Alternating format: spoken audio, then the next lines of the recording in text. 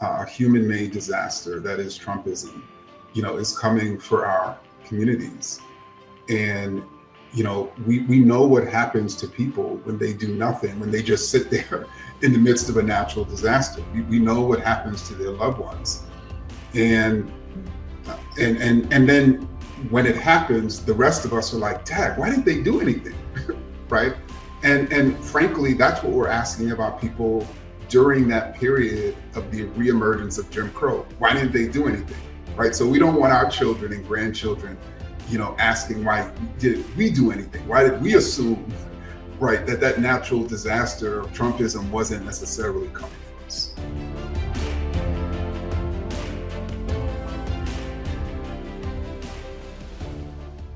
Shout out to everybody who has their coffee or their tea, who woke up this morning with us or has been watching the whole marathon. It's been a powerful evening into the morning, and I'm so glad to be a part of this. And Amber, I'm so glad to do this with you. Yeah, absolutely. And of course, you need no real introduction, Ibram, but I'm pleased to be here with you. You're the author of 16 books for adults and children, Stamped from the Beginning, which won the National Book Award, How to Be Anti-Racist. Your next book coming out is Malcolm Lives. I'm excited about that, the first major biography of Malcolm for young readers in more than 30 years, coming out this May. And you're also the co-founder of The Emancipator, the publication that I lead. And for anyone who is getting to know The Emancipator for the first time, or not for the first time, we are the go-to publication for anybody who wants to understand how racism impacts us all and what can be done about it. And, we wanted to be part of this really important, critical mass today to talk about how Trump is resegregating America. So one of the central projects of the Trump administration is revitalizing American racism and sexism. And Ibram, you've talked about this a lot. Just the fact that all of this is centered around these attacks on diversity, equity, and inclusion. And with this, the Trump administration is reversing these gains from all the movements, right? Civil rights, Black Power, women's rights, the Me Too, BLM movements, all in these recent years. And this is actually considered a great resegregation, right? Attempting to restore a nation where only racist white men have power and influence. So we're going to really get into that conversation. But first, I also wanted to talk about The Emancipator, Ibram. You co-founded The Emancipator in 2020 is when you conceived it. And this was during the so-called racial reckoning. Millions of people marching in the streets, millions of dollars flowing into, all kinds of nonprofits and equity organizations.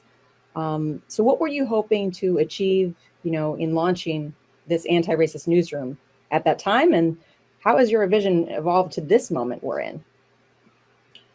Well, Amber, it's striking because it was 2 centuries ago that the first Emancipator was founded in Tennessee, which was the first abolitionist newspaper.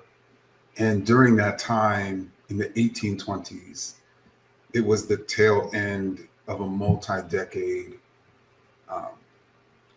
reaction to abolitionist activity during the Revolutionary era.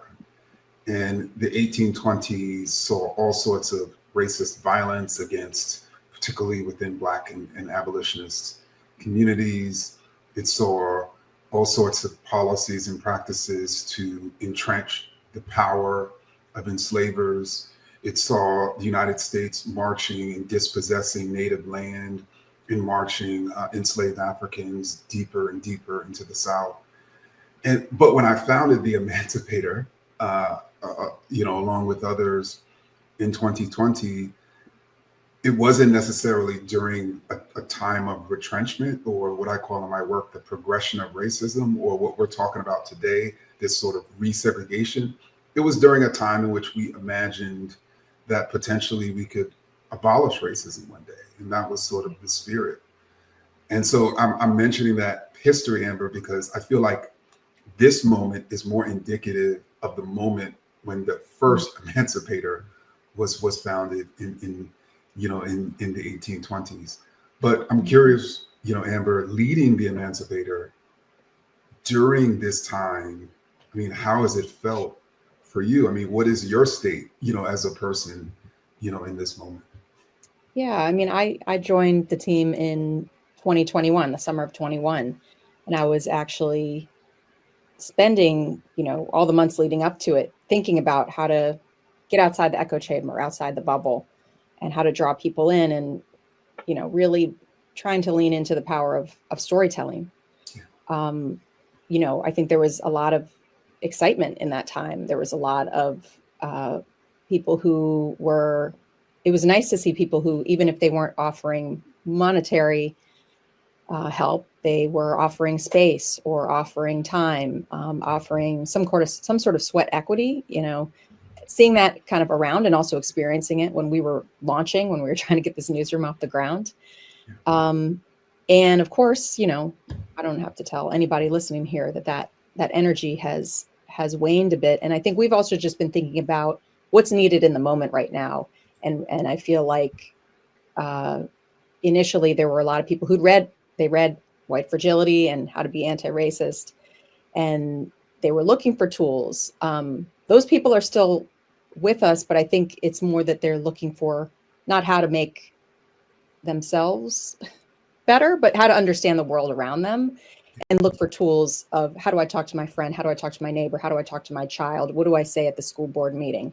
And so I feel like we're still trying to provide this resistance toolkit, if you will, as a newsroom, and just in a slightly different way. And I would also add that, again, thinking about those abolitionist newspapers and those editors and contributors in the 1820s and even 1830s, which is similar to today, they dared to think that one day chattel slavery could be no more, which was considered an extreme, a radical idea. Those of us who are engaged in this work of really getting at the root of racism, really trying to revolutionize this society, we're imagined today to be extremists, to be radical, even by some Democrats. And but I don't understand how we could envision, a different type of society in which a figure like a Trump could never climb to a position of power because of his racism. I don't know how we can even envision that type of. I don't know how we could bring about that type of society, unless we envision it first. And so that, to me, also just the symbolic presence of the Emancipator, drawing back from our ancestors who believed that the impossible is possible. I think now in this moment, and everyone who's participating in the state of the people, who envisions and is really fueled by, I suspect, this belief that another world, another country is possible. I mean, this is what's absolutely essential. Yeah, absolutely. Well, let's bring on our incredible panelists. I'm going to start to introduce them. We have Nicole Carr coming up. Yep, here she is. Nicole. Hey, good morning, Nicole. Good morning. Good morning. Good morning, Nicole. So Nicole Carr is a journalism professor at Morehouse College. She authors the Substack letter Fortify, and her television reporting has earned 4 regional Emmy Awards. Carr also worked for ProPublica, where her investigations largely focused on narratives at the intersection of race, democracy, and public education. Welcome, Nicole. Also a contributor to the Emancipator. We'll get to that. And Victor Ray. Good morning, Victor. And Victor, good morning. Good morning. Morning. Victor is an associate professor in the departments of sociology and criminology and African American studies at the University of Iowa, and he is the author of On Critical Race Theory: Why It Matters and Why You Should Care. So thank you both for being with us in this conversation this morning. I think there's a lot we want to get to, and we want to be able to leave people with something, with some kind of hope, because this is a difficult time. And just this idea of how Trump is resegregating America. I know that you have talked about it in your work and reported on it and done deep work on this. But first, we need to do a check-in. How are you doing? We can't speak to what it was like for our ancestors to free themselves and then have to face Jim Crow. But so many gains from the movements over the last decade even have been eroded and are being erased. So I want to hear from all of y'all on how does it feel to be living in this moment? Who wants to Nicole, I guess we can start with you. Okay, I normally during this time I'm in a writing group with Afro-Caribbean women, 6 to 7:30 a.m. Island Scribe. We were talking about this moment yesterday, what sparks your creativity and your ability to work. And something just came to me. I said, I don't mean to be morbid, I talk to the dead so I can live. And in this moment, I have to have a deep appreciation for the ancestral journey and sensibility in order to be fortified to move forward. And not just for the 3 people I brought into this world, but for us to understand that at some point, when given the facts as they are, neutrality is not an option. And once we come to that understanding, that neutrality, when it comes to humanity, is not an option, it seems a little easier. It's hard, but it seems easier. It's not confusing. We don't have to wonder where we stand or how we get at the truth and move forward. And so that's kind of where I am, in a place where there are no options and that I must call on the dead in order to live. And we'll talk more about just journalism and neutrality and the role of journalists in a bit. Victor, about you. Sure. Actually, I'm in a pretty similar place to Nicole. I think, the worst people in the country are trying to destroy higher ed and the teaching about race and racism that I have devoted my adult life to. So that is not great. Yesterday, also, I was giving a teaching seminar, and I was asked, I wanted to also sort of draw on the ancestors, and I talked about Du Bois, who Ibram has wrote a lot about. And one of the things I said was that, Du Bois, as a sociologist and scholar, accomplished a lot more under much worse circumstances. And so that we have examples of scholars who in the past have met the moment, transformed sociology, transformed our understanding of the social world while they were persecuted, while they were segregated, while they had trouble getting funding, while they had trouble getting published, and that, they met the moment, and so can we. Absolutely. Victor, you wrote a piece for the Emancipator, and it was entitled "Eliminating DEI Isn't Just Racist, It's Segregationist."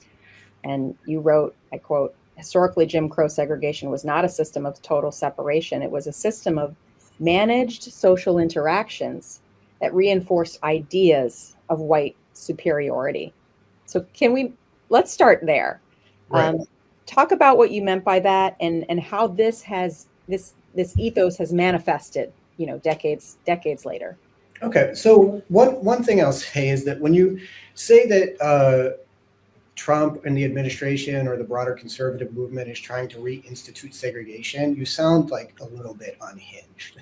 So I do want to say that you don't have to necessarily take my word for it. You can look at the words of leading conservative writers and thinkers and activists who have, such as Christopher Caldwell, Christopher Rufo, who have increasingly been saying the problems that they see with America and sort of integration stem from the Civil Rights Act, right? And the Civil Rights Act and the Civil Rights Movement that desegregated America. And if you look at Trump's moves so far with the executive orders or the Dear Colleague letter that he sent, that the Department of Education sent last week, it is removing the mechanisms that led to integration And if you remove the mechanisms that led to integration, you will get segregation, right? So I also think in the piece I wrote for the Emancipator, one of the things that I was trying to do was demystify sort of what people think about segregation. Oftentimes, and I had folks, I was writing about this on social media, and folks would say, you're wrong. Segregation was a system of total separation. And I'm like, it was not. I'm like, it was a set of social practices and rituals that reinforced the false notion that whites were superior and black folks were supposed to be subordinate and inferior. And the separate water fountains or making folks walk to the back door were all sort of daily rituals to remind people of that hierarchical social order. And I also, want to point out that total separation in the South would have been impossible. The South relied on Black folks for labor. It relied on Black folks for food. It relied on Black folks for childcare. It was dependent upon that. And when Black folks tried to flee to the North to be more free, oftentimes, folks who were saying, we're segregationists, we hate Black folks, tried to stop that movement north, because they knew that it would cripple the Southern social system if folks left, right? So although the South was dependent upon Black labor, they wanted to make sure that that labor was subordinate, right? And so the notion here was Black folks could work in the fields, they could work in the home, they could even, shop in certain stores as long as they went to the back door. And each of these, again, reinforce that notion of inferiority and the notion that the people should be in charge were white men. And let me actually sort of underline that last point, that people should be in charge, should be white men, particularly racist, wealthy white men.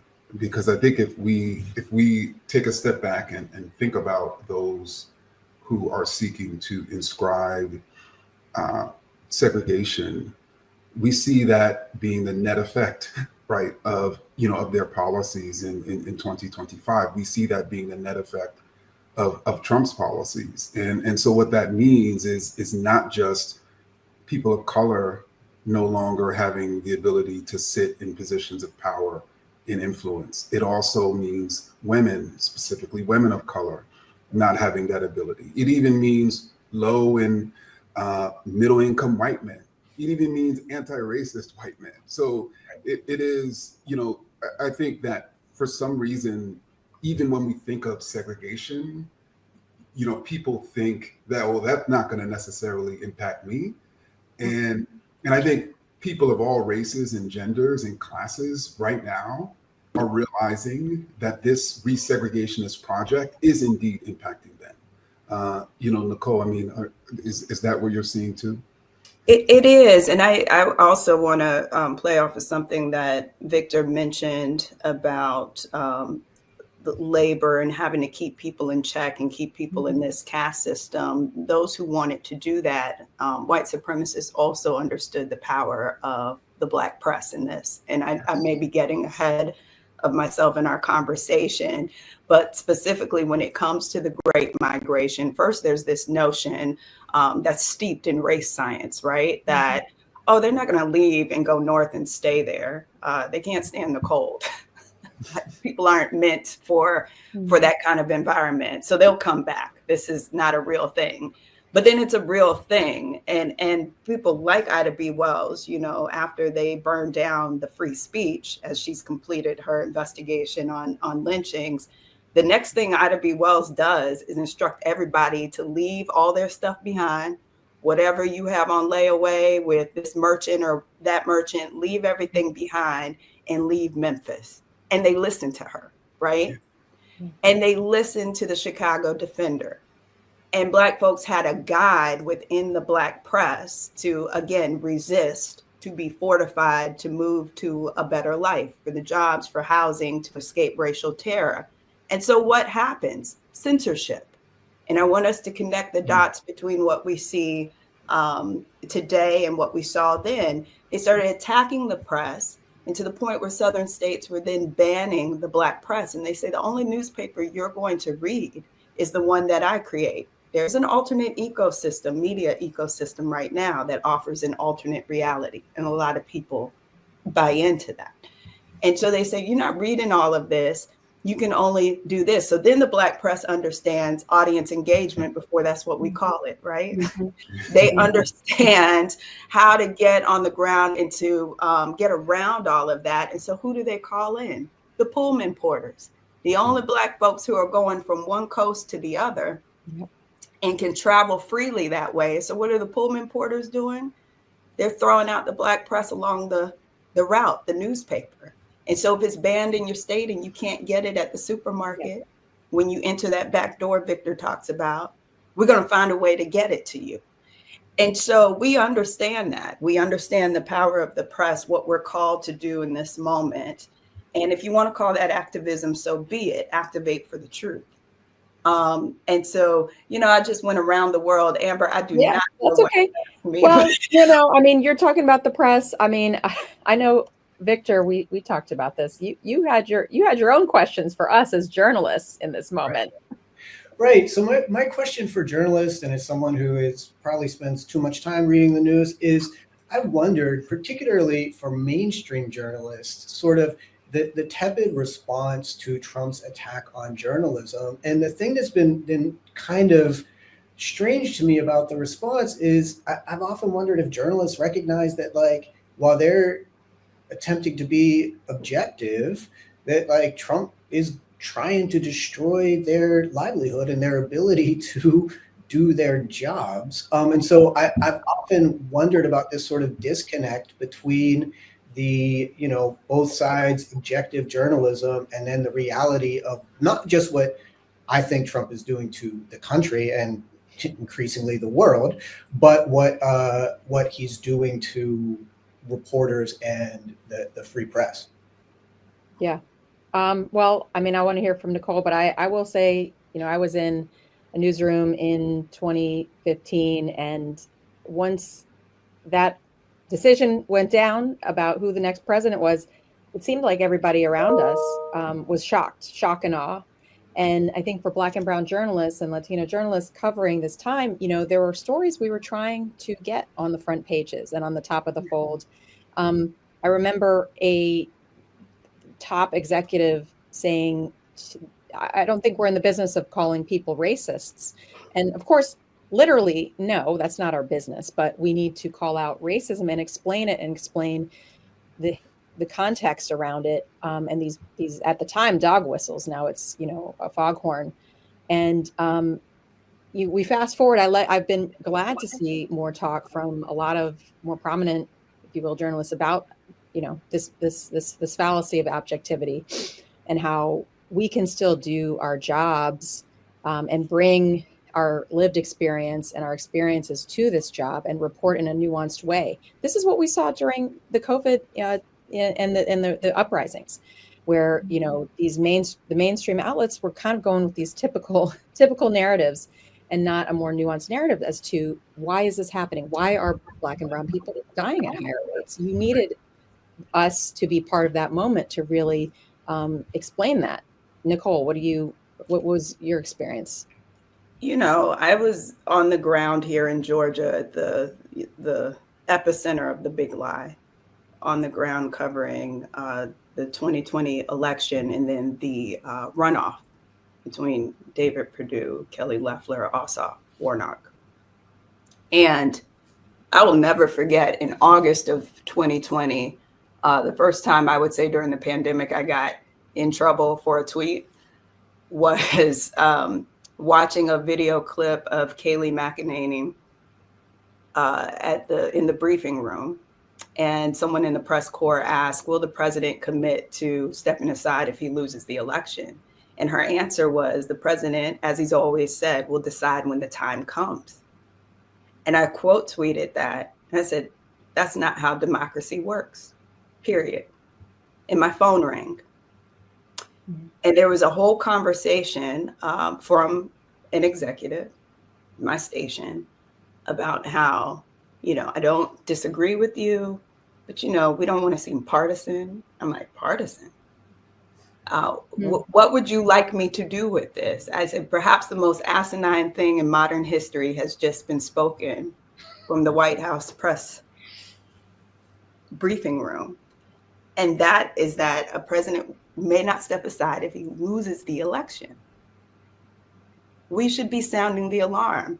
I was told we're local media, we're not national media. We don't want to seem partisan. This is getting in a way. And that was my moment of like, am I in the twilight? So what is happening? Mm-hmm. Yeah. I said, what do you want me to do? Take it down? No, we don't want to seem like we were wrong. Well, I was like, I don't take it back. It's a fact. And this is a dangerous time. And I don't know what you're asking me to do as a journalist. I don't know what you're asking me to do. When it comes to the protections, and then we roll into this, we have, of course, the insurrection. And you have people like me, reporters locally, these stories have largely been untold, who were under private security in that time. And had the industry stood for Black and brown journalists the way that they should have, your Jim Acosta's, your Wei Zhang's from CBS, your Yamiche Alcindor's, your April Ryan's, all the people who were attacked a decade ago. And we just kind of let that pass. We didn't come out strongly as a united front and talk all this stuff about press freedom and access and respectability politics and all of that and the abnormal. Had we spoken up at that time, we wouldn't be fighting for the AP like we are now when they get kicked out of the press briefing room. Yeah. So we always come first. The attack always comes to us first, and we always let that slide, and then the abnormal becomes normal. Mm-hmm. There's a slide. Ibram, go ahead. No, I was going to say, and it's amazing that those executives are not witnessing what's happening to journalists around the world, in countries like Hungary, El Salvador, and others, where those presidents admire Trump and Trump admires them. And it's interesting because for an executive, Amber, to say then 10 years ago, we are not in the business of calling people racist, maybe that's why they're not in the business anymore, right? Because if you're a journalist, you're in the business of using your words. I have a 2-year-old daughter. I'm teaching her to use her words, right? And one word in the dictionary is racist. And what's striking is, I suspect neither of you have ever heard an executive say, we're not in the business of calling somebody a criminal. Right. Right. There are all these other terms that, have a particular connotation that typically has a connotation connected to Black folks that people have no problem using regularly. But when we want to use a term that has a very clear definition in history, like racist, suddenly they're not in that business. But again, that's why many of these journalists and many of these publications are not in the business now. And in the years following, if journalism organizations refuse to use their words, they're going to continue to be pushed out. Absolutely. I want to make a quick connection here between the attacks on journalism and the attacks on higher ed and education. Starting with Black folks in both cases, we can think about the anti-CRT movement, right? And and how they are sort of, canaries in the coal mine for the broader attacks on democracy, right? So they sort of test this out. They get this sort of information infrastructure of folks who will check what they're saying that's incorrectly. And then it spreads, as Ibram was saying earlier, to folks who don't think they're going to be affected, like, the mainstream press who thinks they're just doing objective work, or in the last few weeks, scientists who are doing, work on the environment, or work on global warming, or work on vaccines, who are health inequity, health inequity, who are getting defunded because, as Nicole was saying, we didn't stop these attacks when they were on folks who were considered marginalized or considered politicized or considered, doing less quote unquote important or serious work. Yeah. And Victor, just to continue to talk about higher education, it seems like we are in the age of this nouveau McCarthyism. Can you walk us through some of these tactics and their origins? I mean, you mentioned the Dear Colleague letter. There's an NDEI portal. Can you talk about what's really going on and, how educators are pushing back? And, Right. And Victor, if you can also just add that if you can connect McCarthyism to massive resistance, because I think people oftentimes forget that McCarthyism was during the Jim Crow era, during a time in which they were resisting, the civil rights movement. So this is interesting because I was thinking about pitching a piece about like massive resistance 2.0, because when I was looking at some of the strategies of the Trump administration right now, particularly pulling funding, that was one of the things that massive resistance did in order to stop segregation in schools. So maybe I should back up and explain what massive resistance was, right? So Yes. following the desegregation orders in Brown v. Board, there were some folks in Virginia, and then it spread nationally through a document called the Southern Manifesto that said, look, we're not going to necessarily, be violent, although violence definitely occurred, but we are planning to massively resist desegregation with all legal means. And so they did things like, local school boards would stop funding Black public schools, or they would fire all the Black teachers and make it impossible. They also did things like took public funding and sent it to private schools, which were called segregation academies, and had a litmus test for folks to get in that was sometimes apparently race neutral, but ended up only allowing white students to attend these schools, right? And so it was a massive resistance to segregation that used mechanisms that were technically legal, or mostly legal, right?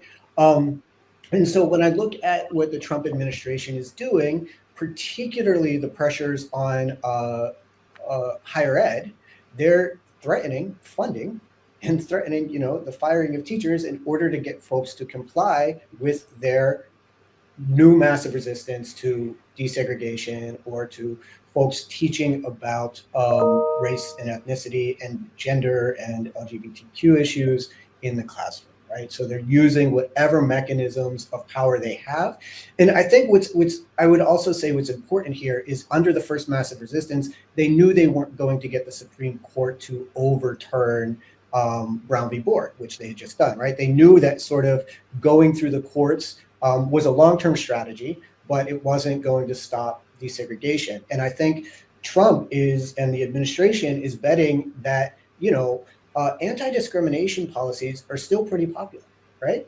That the Civil Rights Act is still pretty popular. And so rather than doing a full-out assault on those in the legal domain, which they're also attempting, right? They're also attempting to undermine them legally. They're just figuring out how they can erode those protections without necessarily overturning them. Right. Yeah. Right. Ibram, I mean, what do you think how to connect this to the administration's end game even further? Well, I think first and foremost, when you convince everyday working class white people that they are struggling, not because of the policies of Trump or the Trump supporters in their states and locales, when you convince them that they're struggling not because of the policymakers they've elected, but they're struggling because of Black folks, because of immigrants, from Latin America, because of Muslims, the more that they struggle due to your policies, the more they're going to come after people of color, right? The more they're going to, and the more they come after people of color and Black folks in particular, and immigrants in particular, and Muslims in particular, and women in particular, the more you can squeeze and exploit and rob them. And so I think I just want to sort of make that connection between the policies that are literally hyper exploiting us, Black folks, other folks of color, but then also, the majority of white people. and how you have many Black folks who are resisting those policies, those practices. And the end game of the Trump administration is to have enough people of color, a small slice of them, and enough white folks so that they can be covered, in exploiting people. And I'm mentioning this because it directly connects to the enslavement era. Mm-hmm. It directly connects to the segregationist era. The people who are supporting Trump are the richest and most powerful people in the world. And they would rather a white male, in rural Tennessee who makes $30,000 a year believe that they could become Elon Musk and then not want to undermine the structure that's allowed Elon Musk to come to be, rather than join with one of us. Right. And that then allows Elon Musk to ensure that person who's only making $30,000 a year continues to only make $30,000 a year if they're able to keep their job. Right.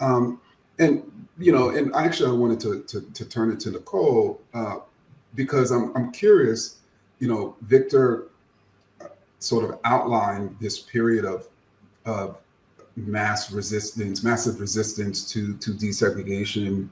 And I should also add, Victor, of course, those segregationists were also banning books, right? Which of course connects to this era. Mm-hmm. But I'm curious, how did the Black press, during that period respond? So, you had this rising civil rights movement. Then, of course, you had this rising resistance to the civil rights movement, which in certain ways is indicative to this moment, because I don't want to deny that there is a rising number of people who are recognizing, racism and certainly challenging it. Sure. I mean, one thing that I always emphasize for my students is that one of your most important functions is drafting the most accurate first draft of history, right? So I emphasize that without the Black press, we don't have a full American history. We have quite literally an alternate reality, which I think a lot about that with, again, this far right information ecosystem. I'm not going to call it a news system. It's not news, because news would be steeped in a fact and not in propaganda, not in the emotion that makes you twist parts of information to believe that something is true when it's not. It makes you feel a certain way. It's meant to activate you. It's meant to move you in a way that Murdoch and News Corps understood on scale a long time ago. And so the Black press responds by simply standing in truth. When we integrate newsrooms, remember, we haven't been integrated that long. So let's also think about industry when we think about desegregation. The news industry hasn't been desegregated long. And the only reason that we're brought into the fold, right, is two reasons. One, either white journalists don't want to go into the fire. They have no interest in covering civil rights movement. Or two, they can't because they're not sourced. Mm-hmm. If we think about some of the biggest stories and who was, standing by King when the home is bombed in Alabama, who is around, who understands where the meetings are happening, who understands how to connect the dots between the people who are moving the movement, it's the Black press. And again, I get down to community engagement, audience engagement. We know our community. And so the response is really telling stories that don't make it into mainstream.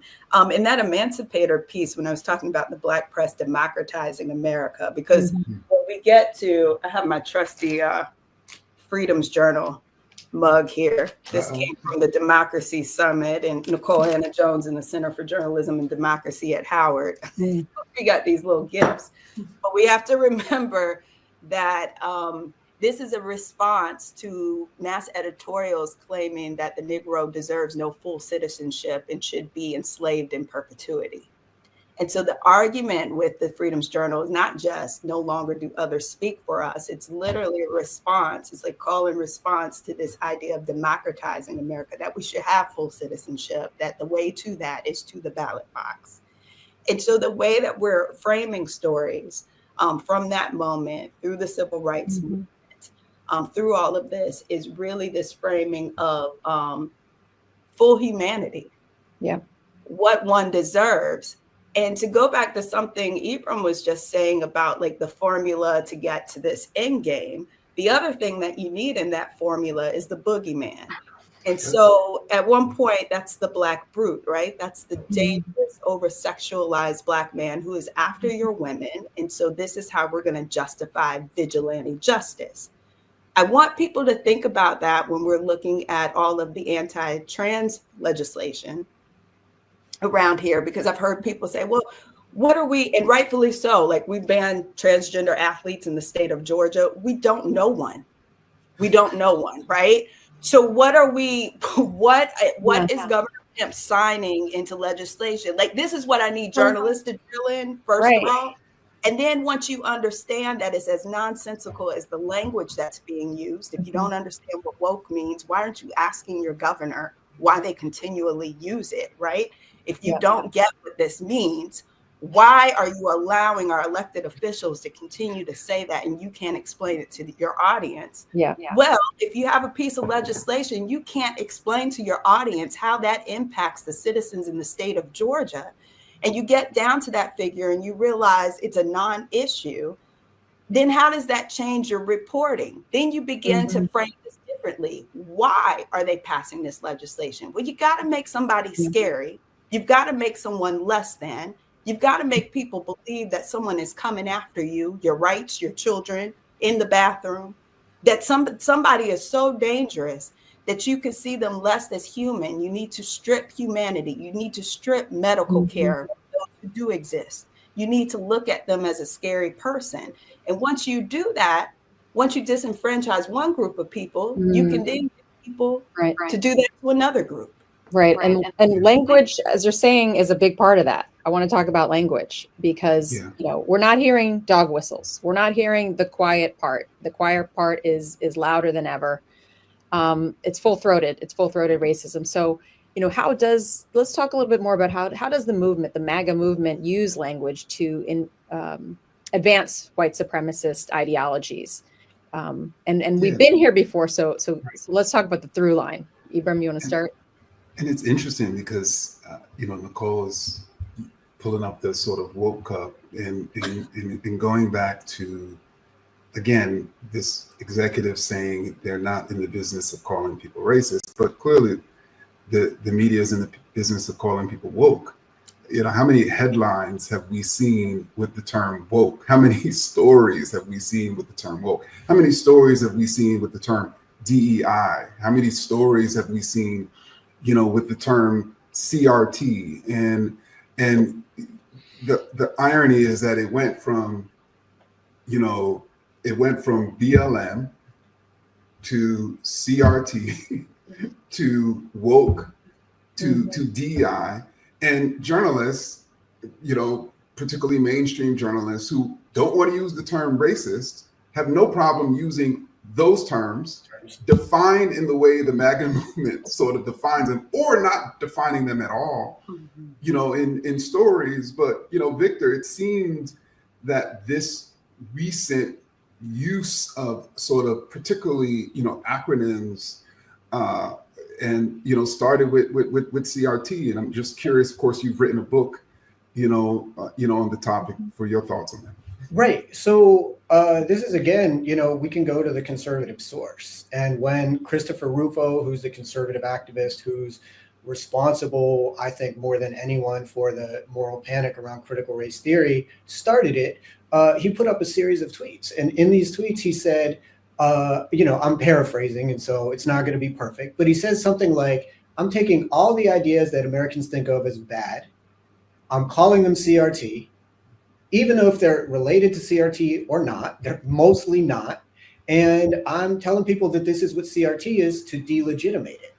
So he posts these tweets. he says literally like, I am lying about this in the tweet, right?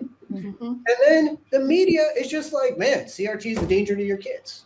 CRT is Right. for your grandma. Like it was amazing to me to watch him spell out this strategy. And then the media, you know, there were reports on the strategy, but they largely followed his playbook for that strategy, right?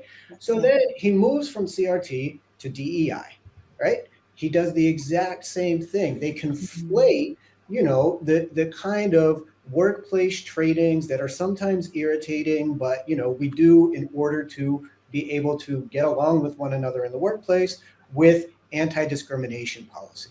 And the idea here is that those workplace trainings are unpopular, anti-discrimination policy is popular.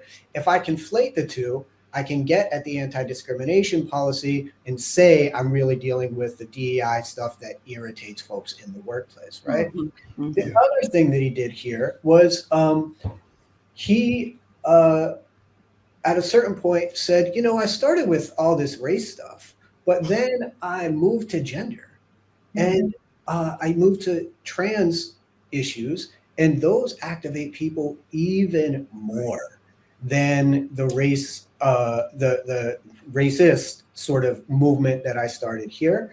And so he did the same sort of strategy and playbook for each of these. You're talking, yeah. I mean, it's like what we're talking about, this testing Right, this testing. that's going around. And I mean, we're talking about education again. I really wanted to, Nicole, ask you about your investigation, you know, because to talk about countering this is to talk about how it came to be, right? And so you did this investigation for ProPublica in 2023, Chaos at the School Board, Unraveling America's School Board Unrest. And you witnessed this firsthand. We've all seen these videos. You lived it in this reporting, watching these school board meetings become cultural battlegrounds. So I want to talk about how does that fit into this playbook to resegregate America? So it is the ultimate testing ground, the school board and the public school system. And it makes the perfect sense because it is the single institution that most of us will come through in our lives. Most of us will come through public schools. If you're going to shape an electorate, if you're going to shape society, you start with young minds. So take this to the schools. And that's been done before. And this is another story, but in so many ways, and not just banned books, Moms for Liberty really took page by page out of the playbook of Daughters of the Confederacy. That's a whole different story that I could match language and all kinds of things from archives to the current moment to show how they pulled this off. Sounds like you're going to pitch that one to me. Yeah, I have it. I have the pitch deck. I've long had it. Very interesting. But the first thing want to read it. the first thing that I noticed, and a lot of people were like, well, how did you get on? Because what preceded Chaos at the School Board was a story about a Black educator who had been chased out of 2 school districts here in Georgia by white people here in the community who had been trained, had been to a secret meeting on a Sunday afternoon in a golf course community and had listened to not only the likes of Rufo, but Prager University before it was a mainstream thing. And they were taught that their children in that meeting, they were listening to actual propaganda that their children were being demonized in the school and being made to feel guilty for being white. And so before we had heard the anti-DEI talk, this was an anti-CRT movement, but this woman had been hired for the first diversity, equity, and inclusion officer job here.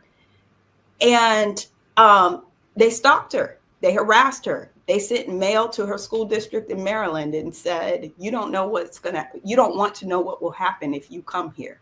There were mass mailings. There were form letters. All of this was led by folks who were extensions of new conservative nonprofits that had formed in 2021 who had opened up anonymous portals for you to report DEI, CRT, masking, vaccine mandates, SEL, social emotional learning.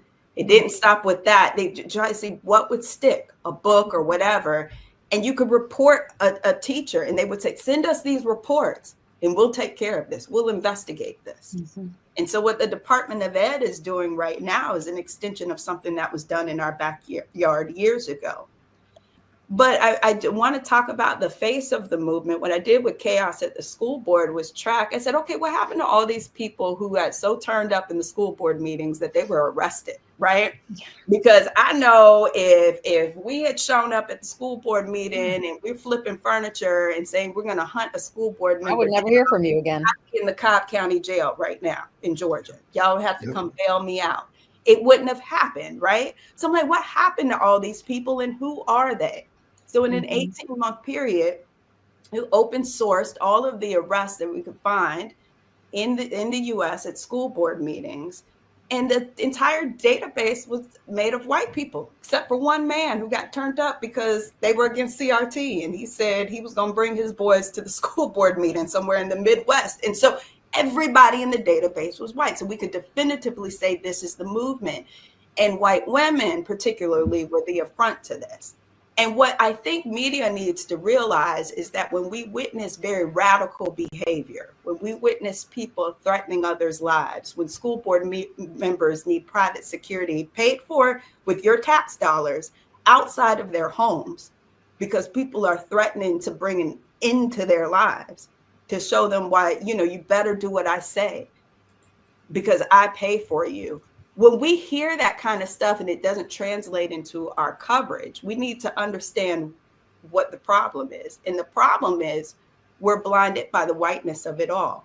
Meaning a white woman who's the soccer mom, who is concerned about, we never ask why concerned parents don't look like.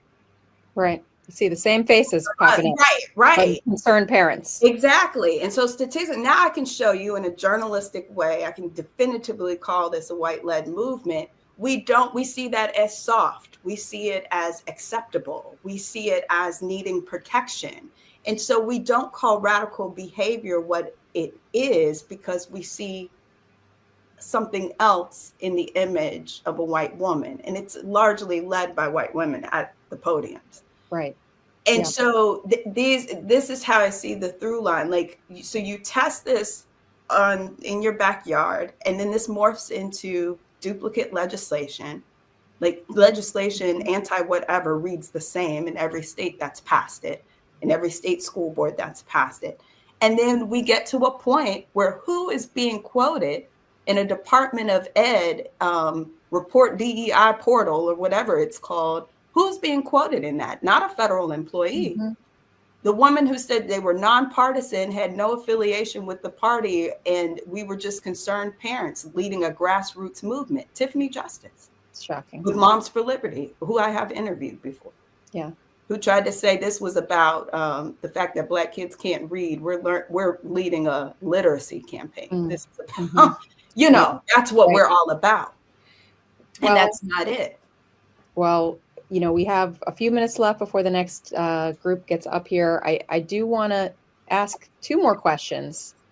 One of them is just that, all of this, everything we're talking about, it adds up to this real threat of regression and resegregation. That's what we've been talking about this whole time. But what do you say to people who still really kind of live in this disbelief to say this couldn't happen right now? Resegregation, it's too far afield for me.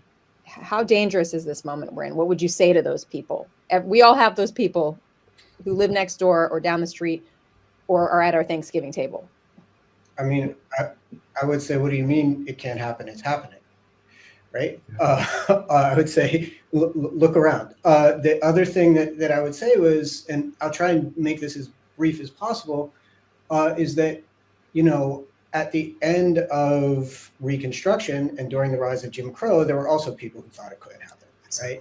That Jim Crow didn't come fully formed. It was one law here, one custom there, that slowly over time solidified into what became 80 years of racist terror visited on Black people in the South and a legal regime that enforced second-class citizenship.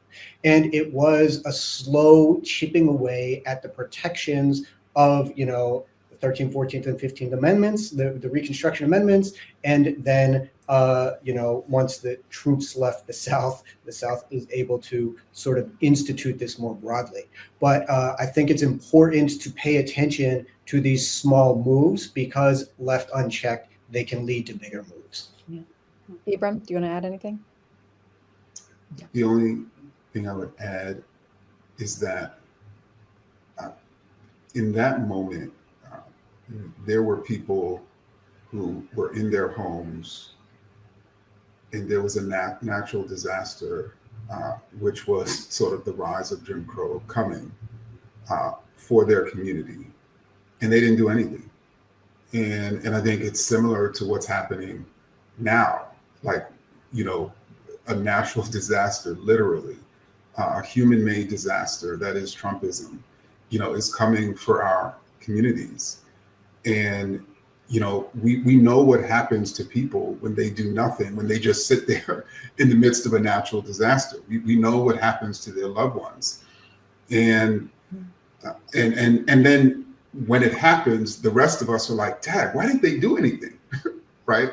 And frankly, that's what we're asking about people during that period of the reemergence of Jim Crow. Why didn't they do anything? Right? So we don't want our children and grandchildren, asking, why did we do anything? Why did we assume, right, that natural disaster of Trumpism wasn't necessarily coming for us? Yes. Well, in the time we have, what can we do now? What are the things that you want to share with people that they can do? I will say that, in February, the Emancipator's theme was resistance. And we talked a lot about everyday smaller things that people can do to resist. And I was also inspired by a story of these twin sisters who they bought plantations to reclaim their heritage and to prevent big industry from coming in to this Louisiana area, Cancer Alley as it's known, and putting up more factories. So, there are a range of things. I love that was part of their reason. Like, we are trying to save our community, and this is how we can do it. Who wants to start? 20 seconds, 30 seconds. Nicole. Be the narrator. Don't stop writing. Don't stop recording what is happening. We talk about our grandchildren. The only way they're going to know what we're doing is if we leave the record behind. So as a journalist, as a writer, keep writing and keep writing the truth. And I would state that there's a number of authors who are going to be a part of the State of the People, and I would encourage people to read them, right? So they could fortify themselves against the disinformation. And I would also encourage people to join anti-racist organizations. Victor? So I would, there was a post going around from Cheryl Eiffel a few days ago. It reminded us that, like, we don't know what will work, but do something, right? Yeah. Join with people around you. During the civil rights movement and during prior eras, people also didn't know what would work, but they tried things. They were creative in community and came together to find ways to resist. And I think that that's what people should do. Pick your lane and keep moving. Thank you all so much. I want to also encourage everybody to please follow The Emancipator, www.theemancipator.org.